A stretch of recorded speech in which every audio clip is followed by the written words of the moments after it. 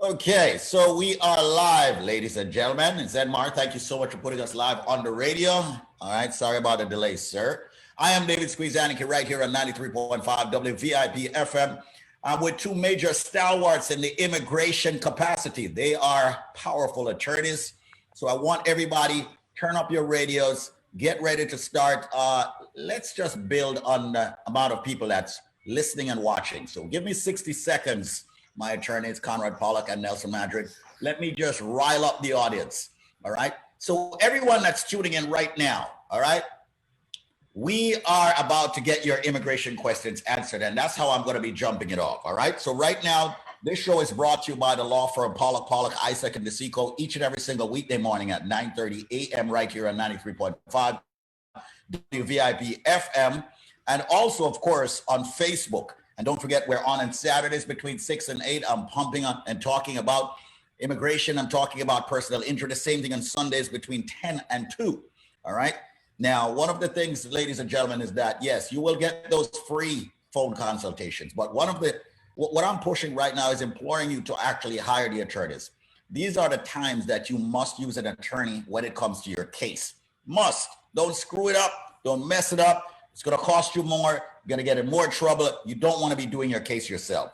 So with that said, ladies and gentlemen, what I have actually been doing is actually doing the show just to make sure that you're getting the right answers. And this firm will not take your case unless they know that they can truly help you. Once again, we call it the Immigration Link on Cruising with the Case Handler. Give us a call now. The number is 844-774-3529. That's 844-774-3529. 844-774-3529. Give us a call, get a free phone consultation, ask your immigration questions, and then, of course, we'll take care of you. On Facebook, do us a favor. Right now, if you can actually share the page that you're watching. I know we got Team Squeeze that shares the page each and every single day. I need for you to share the page. We had a wonderful show yesterday, a powerful show yesterday, and we need for you to just share the page, ladies and gentlemen, build it up. We have well over 1,000 views yesterday. We want to have more than yesterday. So make sure you share the page in groups, share the page on your timelines, on pages that you manage, and get folks to get their immigration questions answered. All right, let's move right into it, gentlemen. Good morning. I want to say good morning, Conrad Pollock. You were the first to be on this Zoom session here. Good morning to you. How are you doing today? I'm good. Working from home today, doing this show, and then on my way up to the Peekskill office to do some work up there. And what was that address in Peekskill, Nelson? 906 South Street, Peekskill, New York. Yeah, so those of you folks living north of the city, this Peekskill is in northern Westchester County. Parking is real easy. If you have a car and if you don't want to drive into Manhattan, the Peekskill location. How far is it from the Bronx? It's about 40 minutes. Roughly 40-minute drive from the Bronx, but it's a nice drive up along the Hudson River. It's a nice place, and Peekskill actually is a nice little town. It's a town I never really learned about until we opened our office there a few years ago. It's a really nice, upcoming little town. It's nice also from our perspective. There's a very large immigrant community there, and in fact, that town probably has been undergone a renaissance because of the immigrant population that moved in there over the last 10, 20 years. And it's an immigrant success story. It really is. It's a cool little town. So anyone that isn't familiar with it, want to take a drive up to northern Westchester, grab lunch or whatever along the Hudson, it's a really nice place. There's also plenty of street parking, which is obviously free. Yep. So it's pretty convenient. In fact, I've had clients literally go to Peekskill as opposed to coming to New York City. When you come to New York City, you can't really find parking. I don't think that street parking no longer exists. So it's, as Conrad said, it's not, if you think about it, if you take the train into the city or if you drive to Peekskill, I think it's somewhat of a wash. And again, it's convenient. It's not densely populated. There's not a lot of cars. There's not a lot of traffic, and it's a nice ride. And you can also take the train out there, right? You can. Yeah. The Metro North stops there. It's a 5-minute walk from the office to the train station. And again, it's It's a nice little town. You know, it's come a very long way. There are nice little restaurants opening up in town. During the summer, the center of town, they close it off and make it like a mall, just a walkabout mall. It's a nice little place, really is. And the air is fresh there. All right. That's true. All right. The air is fresh. So we're speaking about the law offices of Pollock, Isaac, and DeSico. They have a location in Peekskill. They also have a location in Brooklyn. And that address, gentlemen? 107 Avenue I. It's it's right on the corner. The F train stops there at the Avenue I train station, which is the trestle, right? In fact, our building overlooks the train tracks there. And the B11 bus stops there, which goes all the way across the borough of Brooklyn to Flatbush and so on. So very conveniently located. We're not open yet in Brooklyn, but we're hoping for an October 1st opening there. Reopening. All right, no problem. All right. Okay. So once again, ladies and gentlemen, it's the immigration show, the immigration link. Call it what you want to call it. Cruising with a case handler. Right now, everybody on Facebook, please share. I need at least 20 shares from everyone watching us on Facebook. And if you're not watching us on Facebook at David Squeezaniki or PPID's page or the case handler page, please join Facebook right now and subscribe to the page and follow us, of course. And if you're listening to us on the radio, turn your radios up. I want everyone to get a free phone consultation. If you call now, you can get your immigration questions answered for free. Then after that, you can choose to hire them. But you got to call before 10 a.m. The number to call right now to speak with one of the attorneys happens to be 844-774-3529. That's 844-774-3529. That's 844-774-3529. But I cannot continue the show unless Nelson asks me a question. We all know what that is.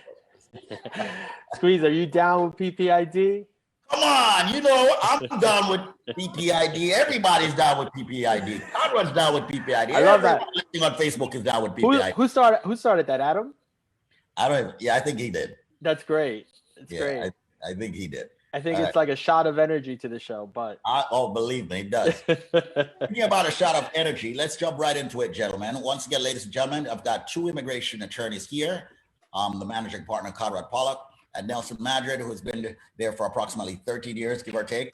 And of course, they're ready to answer your immigration questions. So let's get the show on the way.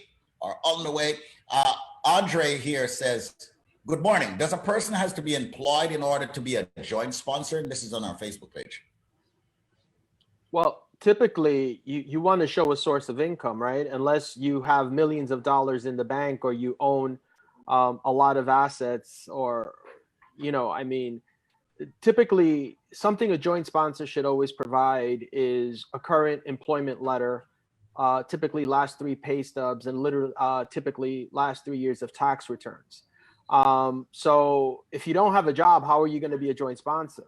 I mean, again, how much money, money in the bank eventually runs out. So obviously the more income you could show, the better, and showing a steady stream of income is always a good thing.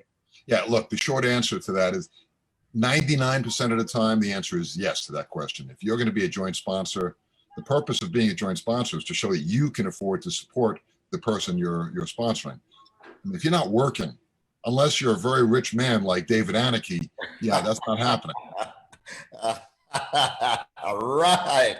Right. Hey, Conrad, when you have as many kids as me, man, you know where the money goes. Right? All right. So, ladies and gentlemen, that's a nice joke there this morning. All right. Pollock, Isaac, and DeSico, call them now. The number is 844-774-3529. That's 844-774-3529. All right, here's one. Can someone enter the U.S. while waiting for an immigrant visa? F2A. Please note that the person had a tourist visa before the I-130 petition was filed. All right, well, that's actually a good question. F2A, that means he's either the child or the spouse of a permanent resident, and he's applying for his green card. So he's demonstrated an intent to immigrate to the United States. Now, as we've said on the show many times, it is a common precept of immigration law that every person coming to the United States is presumed to be an immigrant. In order to get a tourist visa or a student visa or exchange visitor visa or most work visas, you have to demonstrate that that you're coming to the United States just temporarily, just to visit or study or whatever. And again, the law presumes the opposite. The law presumes you're coming to immigrate. To get a tourist visa, you have to demonstrate the contrary. Now, this person has applied for a green card. So they've removed any doubt as to their intentions. They're applying for a green card. That means they're coming to stay here permanently. To get a tourist visa now is going to be very difficult. However, if they have a valid tourist visa already, which it sounds like they do, the answer is yes. They can come here using that visa. I don't know they're going to get another one anytime soon. I don't know when it's expiring because, again, they've indicated an intent to immigrate. But if they have a current valid tourist visa, they can come. If they come and they're asked at the airport why they're coming or have you ever applied for a green card, better tell the truth, though. All right, that's important because they'll probably know. They'll probably know that he applied for his green card, and they might be testing him to see if he's telling the truth about it. Right. You know, I want to ask a follow-up question, Conrad, and it's a common question several callers and viewers have had. So what happens if you apply for a tourist visa and your tourist visa is denied?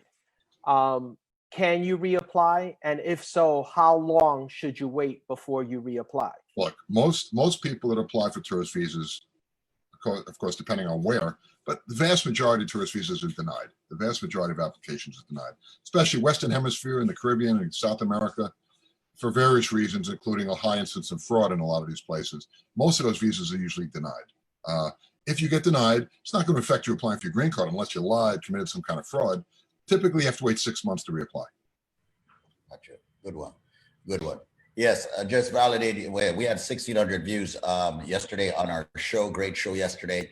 And once again, this is Cruising with a Case Handler. It's a show on personal injury and, yes, on immigration. Today's focus, of course, obviously, we have two immigration stalwarts here, my new word. All right, that's answering the immigration questions. So make sure you call them at 844-774-3529. That's 844-774-3529. Also want to let you know that the firm is also about personal injury, and that is a department within the firm that Adam Handler handles. That man has accepted well over $125 million for the clients, ladies and gentlemen. Very serious, aggressive, sharp-minded kind of attorney when it comes to going after the insurance companies for you.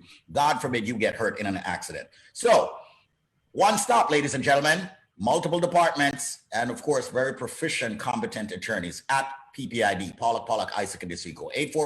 844-774-3529. Call that number, set up an appointment with them, get a phone consultation, and take it from there. Here's another one. My fiance and I plan to elope. I am Canadian and he's American, and they're planning on doing this when they visit next month. 1, what kind of paperwork must I fill out for a courthouse wedding? We plan on getting the visa afterwards when I return to Canada after visiting. 2, what visa would I have to get if we're already married prior to the application? Gentlemen? So, you know, she wants to come into the United States. How is she coming into the United States? As a visitor to marry in the United States? It sounds, right? That's what it sounds like, right? That's what she said, yeah. And that's a problem, right? Because as Conrad just said moments ago, when you enter as a visitor, your visit is supposed to be quote unquote temporary in nature. Yeah. So if you come in and you marry your spouse, you may potentially have a fraud issue. Because obviously at the time you entered, you knew your visit wouldn't be temporary in nature if obviously you had intentions on marrying someone, right? Well, let me stop you there. That depends. Typically that's correct, but I think what she said, she's just coming here, she's going to marry, and then she's going to leave. So if she does that, if she comes in, and by the way, Canadians don't need to go to a consulate to get a visa. Basically, she can just enter. However, there is a problem there in terms of crossing the border. Because there's a ban right now. The border's closed. Besides that, though, if she's coming here and is going to marry and then leave, then there won't be an intent issue. There won't be a fraud issue there, Nelson. Right. Okay. True. So again, and obviously if they come in, they marry, and then she leaves, then he would have to file an I-130 petition for her, and she would have to consular process and eventually wait for her visa to become available in Canada.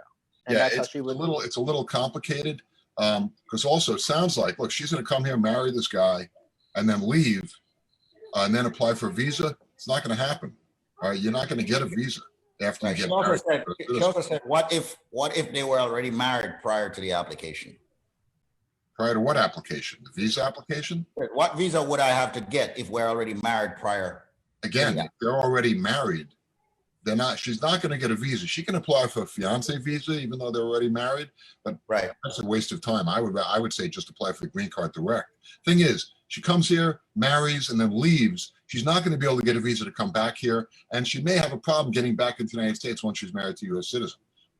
So if she does that, based on the information we have at hand, I would say right now, she's not coming back here. She's going to stay in Canada until she gets a green card, which could be a year, year and a half.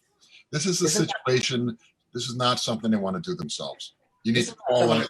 You need to call us. You need a lawyer in this situation. Right. Don't screw around with this. This is not similar to the case that you handled ages ago, where you had your the colleague come on the show. Is it the professor in Long Island? No. He was Canadian. No. He was already here. He got married here, and then he did an employment-based case. And no, totally different.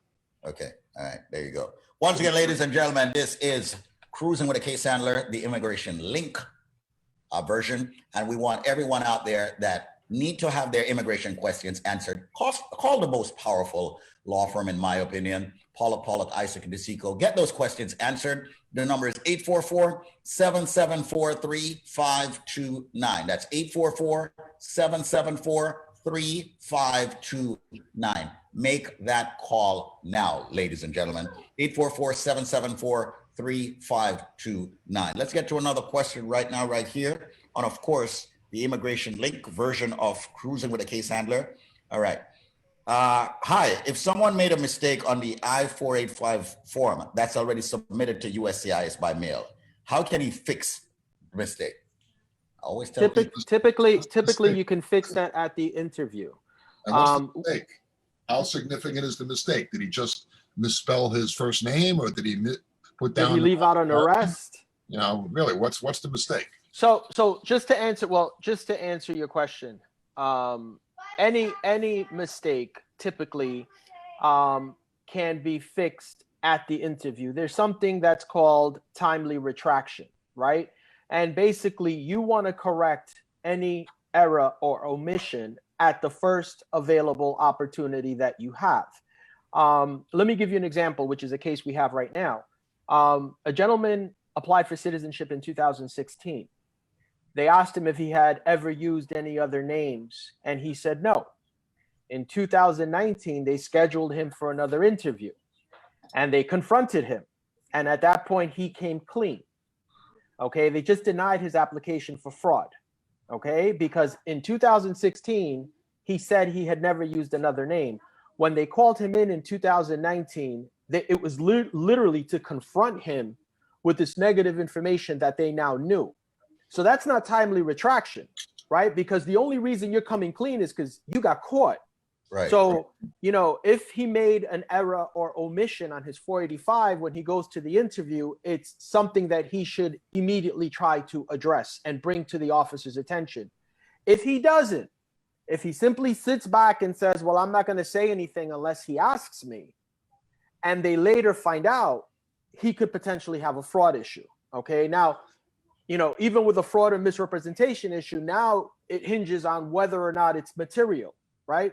What is material? Material is when, if that lie is believed, can affect or influence the adjudicator's decision, right? So let me give you an example. You know, if you got arrested for having an open container, that would not disqualify you from legalizing your status, right? So hypothetically, you forgot to disclose it. Obviously, your lawyer would argue it's immaterial, and here's why, right? Now, if you got caught for drug possession, drug sale, weapons possession, right? And you don't disclose it, that's material, because technically that would make you inadmissible, okay? Weapons possession actually would make you, I believe, removable, not inadmissible. But, you know, that again, if the officer believes what you're telling him, then you would be entitled to an immigration benefit because you lied. So that could potentially lead to a denial, lead to removal proceedings. Also, they may say you committed fraud, which now requires a waiver. And it becomes from a little problem, it becomes a very big problem. Gotcha. Well said, well put. Once again, ladies and gentlemen, the immigration link version of Cruising with a Case Handler. Right now, make that call, ladies and gentlemen, to 844-774-3529. That's 844-774-3529. I don't care who you are, where you are, what ethnicity, creed, color, religion, sexual orientation. I don't care. If you need immigration help, you need to call one company and one company only. Don't fool yourself. A lot of lollygagging people out there on the corner of wherever, Eastern Parkway, Gunnell Road, all these places. Don't, please. I know sometimes people say what it is that you want to hear, and you don't need that. Go with a proficient company, go with a competent company. Look, these are attorneys. They're on the radio station. They're actually doing the show every single day. You don't hear those people doing that. You want to know why? There's a lot going on. There's a lot of crap going on out there. But not only that, there is so much complication and complexities in actually doing one's case now. Do not believe everything you see on the internet. Okay, some of it, in my opinion, is entrapment. And Please. I want to I've got another great story. It's another new case we just signed up. Mm-hmm. This lady starts a case with another attorney. Right. Her attorney retires. When her attorney retires, his associate takes over her case. Right. Okay. Her associate has a whole 1.5 to 2 years of experience at the time he takes over the case. Okay. You know where this is going. Okay. Yeah. The woman shows up for an interview. They give her what's called a notice to appear with a date and time at which she is to appear in court. Okay. The officer at immigration tells her, oh, you can disregard that notice. You will be sent a new hearing notice. Okay. She tells this to her attorney, who has a whole mega 2 years of experience. Her attorney tells her, oh, you don't need to go to court. She's ordered removed in absentia. Okay. So now she has a deportation order. She sticks with this attorney, who files a motion to reopen and literally throws his client under the bus and says, I didn't know about it because she never showed me the notice, and immigration never sent me notice, so I didn't know she had to appear, right? I'm like a true and inexperienced attorney. My God. So this woman comes and meets with me. I asked her lawyer's name. I knew obviously he hadn't been practicing for a very long time because I've never heard of him. I look him up. I see he's got a whole 2 years of experience. Okay. In a situation like that, when you represent someone, it is your job. Okay. This is common. This is not uncommon. Anytime a client receives any document, the first thing we do is ask our client, send us that document. Okay. That is your job. That is what you are getting paid for. Okay. So what this lawyer is trying to do now is literally wash his hands and throw his own client under the bus to save himself. Right. Okay. And I think it's a desperate and transparent attempt to obviously shift the blame. But, as I told the client, unfortunately, you get what you pay for, and, he can't wash his hands and say he didn't know. You never told him, immigration never know. It's his responsibility. He should have asked for the notice to appear. There's an 800 number that we call all the time. Anytime our clients receive a notice to appear and they have not yet been scheduled, we still have to call and follow up and make sure that when they are scheduled, we know, and our client is in court.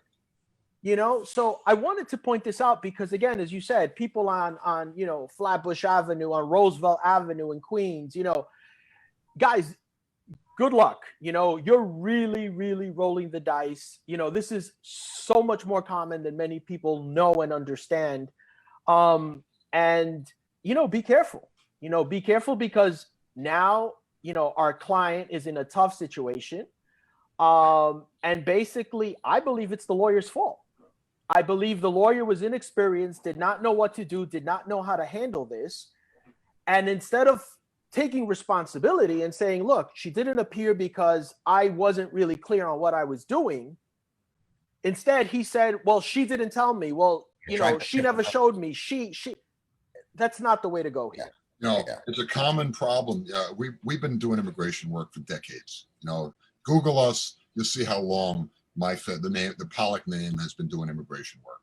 And unfortunately, the immigrant community has always been an easy target. You know, there are guys, whether they're lawyers or not, that will just come out of law school and maybe come out of college or maybe just come to the United States as a notary and decide, oh, you know what, I'm going to start doing immigration work. And a lot of times those people don't have a clue as to what they're doing. And again, the immigrant community often doesn't know what's going on, especially if you're a recent arrival in the United States. You know, notaries, as an example, notary publics in Latin American countries, down in South America, Caribbean, notaries are almost like lawyers. That is not the case here. In the United States, a notary, you take a 2-minute test and you get your notary public license. It's not the same thing. But, you know, a notary comes here from Brazil and, you know, he's not going to go and advertise, well, you know, guess what? I'm a notary in Brazil, but that's not the same thing as a lawyer here. You know, so again, immigrant communities are often easy targets for, I don't want to say, you know, malpractice or evil intent on the part of people doing work. But the fact is, people get taken advantage of on a regular basis. And a lot of guys like this guy, we don't know this lawyer. He's only been around for a couple of years. Maybe he had good intentions, you know, but the fact is, the guy doesn't know what he's doing. And that's not necessarily on him. Exactly. He's a new lawyer, you know, and this is a complicated matter that is now, because of his inexperience, is extremely much more complicated than it was before. Well, just to add to that, Conrad, you know, as a lawyer, David, if you don't know what you're doing, you have no business taking that case. That's right. There you go. And, you know, if you feel you're in over your head, right? That's why we have a team, right? We have a team, and cases are assigned based on level of complexity, okay? And obviously, on a very tough, a very difficult case, we're not going to give it to a second-year attorney.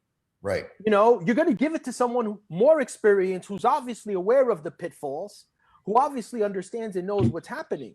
You know, again, as an attorney, I can't take a personal injury matter when I've never done personal injury. There you go.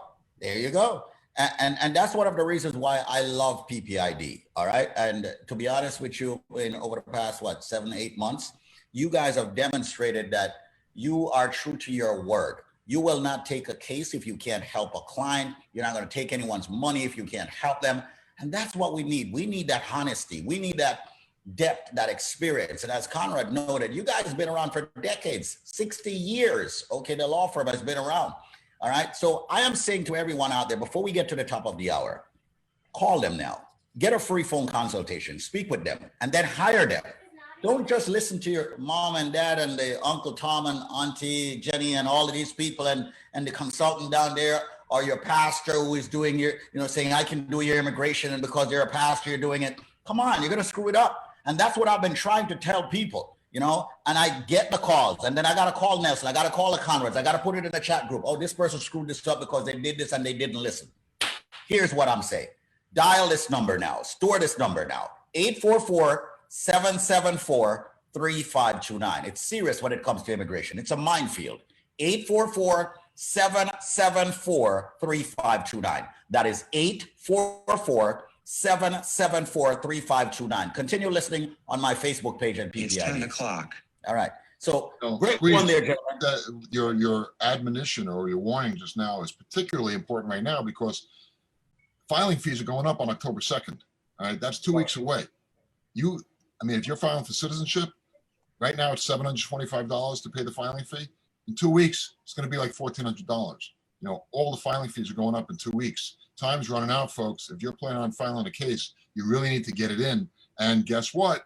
Immigration is returning applications. If you leave one blank on a form, they will return your application. And if it happens after the fees go up, they'll send it back and you'll have to repay with the higher fees. And I see it coming already.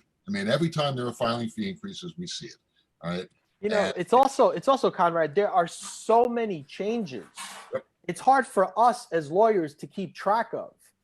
and obviously this is our job. But, you're not going to know about all of these changes. Let me give you an example, and I think we spoke about this on yesterday's show. I-944. The Second Circuit just issued a stay on that injunction. So the I-944 will be required again, and these are things that change from day to day. Right. Go ahead, Conrad. You want to jump in? No, I mean, I'm glad you brought that up. The I-944 is the public charge application form that is a killer. I mean, people don't, I don't think people realize, most people don't realize right now what's involved in doing, in completing that form and all the supporting documentation that are required to go with it. But they're about to find out, especially if Trump gets reelected, people are about to find out. If Biden wins, that form is gone. If Biden wins, that public charge rule will go out the window. That'll be one of the first things that happens when he gets elected. So let's hope that happens. But that I-944 form is a bear. People are about to find out, and we've talked about this internally, Squeeze. We're going to be seeing a lot of that. We're going to be getting a lot of calls from a lot of clients over the next year if Trump gets reelected to handle that, because that is a major problem. It is going to cause a lot of grief for a lot of people. There you go. Once again, ladies and gentlemen, respectively, Nelson Madrid and Conrad Pollock, attorneys, right here on Cruising with a Case Handler. Today's show, the immigration link version. And of course, I love the passion that both gentlemen have demonstrated here. Dial this number, 844-774-3529. That's 844-774-3529. Got one more question here. It says, I am applying for a K-1 visa, and I see a place in the form asking for employer details. Do the embassy people contact your previous employer for verification? Asking because, one, I am looking to switch companies if I apply now and then switch. The embassy will call my company and they will say I don't work there anymore. If I wait and apply, when I have switched, my new employer will say I don't know her enough to give reference. The company I worked in 3 years ago has shut down. A little bit convoluted at the end there. Well, the answer to that question is there's no way of knowing if they're going to check. However, what I tell my clients when they're doing this type of situation, any kind of case, presume that the consulate will reach out to your prior employer to confirm what you said. Presume that they will. If they don't, great. But if they do, be prepared to deal with it. David, something I've told clients in the past, anytime you deal with immigration, you're rolling the dice, right? If you speak to 10 people that got green cards, I guarantee you will hear 10 different stories. If you speak to 10 people who naturalized, you will hear 10 different stories. Immigration is not black and white. Immigration looks into certain cases, I'd say possibly a lot more than they look into others. Just yesterday, Conrad, and you know about this, I saw someone who has had their naturalization application pending for over 2 years. She's been scheduled for interviews, and literally she shows up and they tell her, oh, your interview has been rescheduled. Okay? That is not very common. That to me leads me to believe they've done this already 3 times on 3 separate occasions. She has a lawyer. Her lawyer can't seem to figure out what's going on. Okay? She came to see me yesterday. Clearly, in my opinion, there's a problem, right? Clearly. So, Conrad, what are we getting ready to do? We're about to sue the federal government. Right? Okay. There's an action called a mandamus action, which is a writ of mandamus, which we do in federal court, which basically the judge will sign telling the immigration service, hey, get off your asses and do something about the process and do this case, finish it. All right, make a decision, give an interview, make a decision. We do this fairly often because a lot of times immigration just doesn't want to do their job. They take your money, but they sit on your case for years. And you can't, obviously you can't do that, right? Not even the federal government is supposed to do that. Right. All right.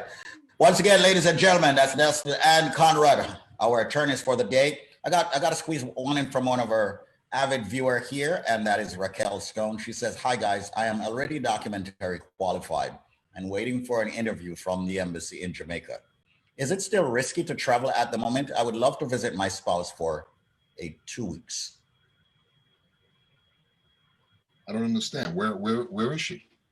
She evidently is here, and she wants to go to Jamaica.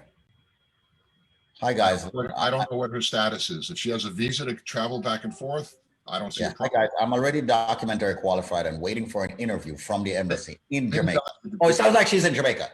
Is it still risky to travel at the moment? I would love to visit my spouse for 2 weeks. Well, travel where? I mean, if she's going from Jamaica to Santo Domingo, United States. how is she coming to the United States? With what? Well, I don't. Maybe she has a visitor's visa. I mean, if she does and it's valid, I mean, she can. We answered this question a little earlier today. I mean, she has a tourist visa. She can come with the tourist visa, but we need more details, though. I mean, I'm not gonna sign off. Yeah, she's in Jamaica. Yeah, she's in Jamaica, and she's coming to the United States. All right. Well, if she has a valid tourist visa, yeah, she could use it. But again, at the airport, if they ask her why she's coming, she better tell the truth.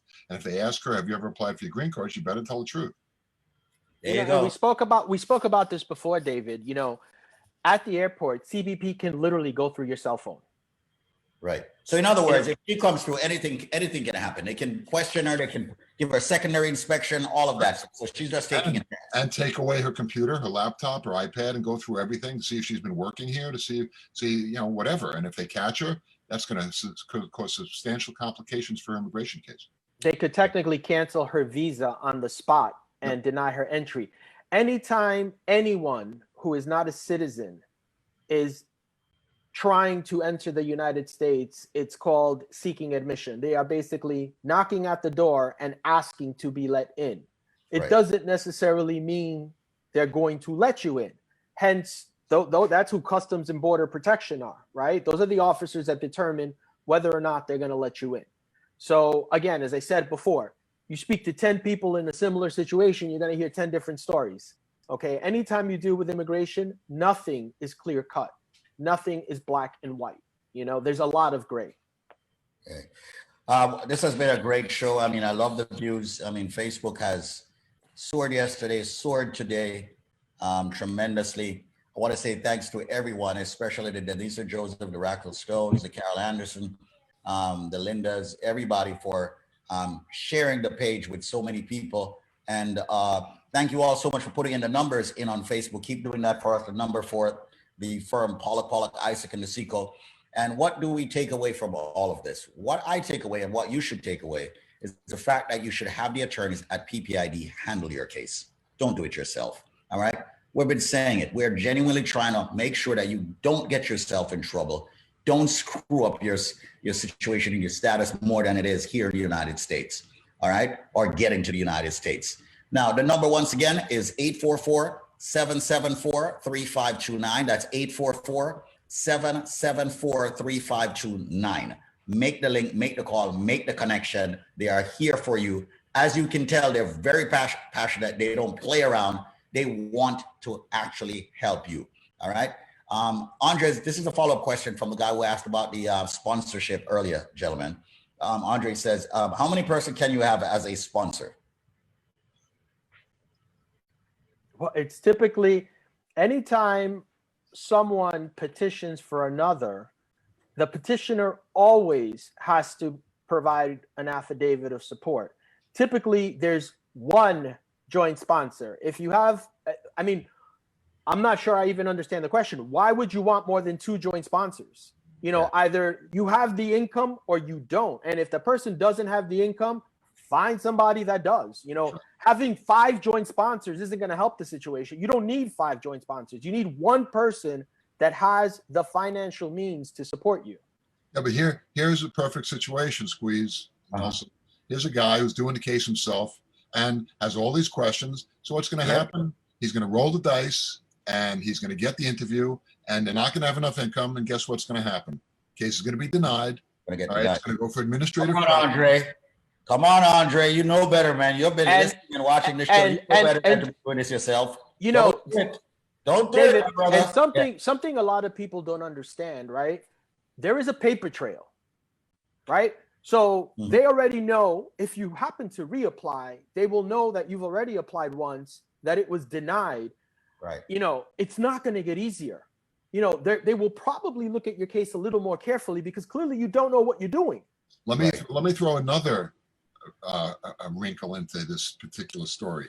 Right now, the public charge rule does not apply at the consulates, right? So you want to get your case in, you want to get it done before. Again, if Trump gets reelected, it's going to happen. The consulates are going to be enforcing the public charge rule as well. This guy's having a problem right now with the current law. Once the new public charge rule kicks in, good luck. All right. So, but my point here is that he's here playing around, trying to get this thing done by himself, asking us questions online here, for freebies, which is fine. That's why we're here. But if he messes this up and it gets denied, and then Trump gets reelected, he's risking this person never coming to the United States under the new laws. All right. So, Andre, I hope you're listening. And I see you're still online. Make the call. I would call PPID, speak with them, hire them, man. Don't screw this up. Don't. It's not worth it. All right. The number to call is 844-774-3529. That's 844-774-3529. Our numbers have grown here on Facebook and is still growing. Want to say thanks to each and every one for tuning in. This was all brought to you by Pollock, Isaac, and Seco. And obviously, private us that guarantees similar outcome. We've got to disclaim that. However, they have shown, demonstrated, proven that they are truly, in my opinion, the attorneys to go to when you need immigration help. Also, of course, got to say pleasant good morning to my colleague, Mr. Adam Handler. He's one of the partners at the firm running the personal injury department. Make sure to reach out to him. God forbid any of you get hurt in an accident, you will need Adam Handler. The number is 844-774-3529. That's 844-774-3529. Make the link, make the connection, ladies and gentlemen. And before you guys go, Conrad and Nelson, anything else you'd like to say? Any good news you'd like to add? Anything that you'd like to say before you all go? Well, first off, again, a reminder, filing fees are going up dramatically. They're rising dramatically in 2 weeks, 2 weeks from today, October 2nd. The application has to be postmarked by that date. Otherwise, you will be paying the higher fees. All right. So anyone who's out there procrastinating or delaying for whatever reason, waiting on the election or whatever, bad move. Get your application in, get it in now. All right. And I'm typing something here because Andre, who just asked a question, said, can I have the numbers for one of the attorneys? So there, I just replied to you directly, Andre. So you have the number. I'm very happy that you are listening. Just hire them, speak with them. All right. I've always said it. If you don't have all the money up front, give them a little chat. Say, hey, can I do a payment plan? Can I work something out? Whatever. Just talk with them. Get them to do the case for you.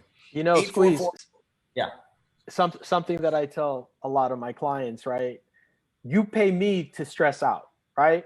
And something I always tell them when I meet with them is, do I look stressed out to you? And they're like, no. I said, then there's nothing to worry about. I said, when you see me looking stressed out, then you could stress out. But, that's what you pay the attorney for.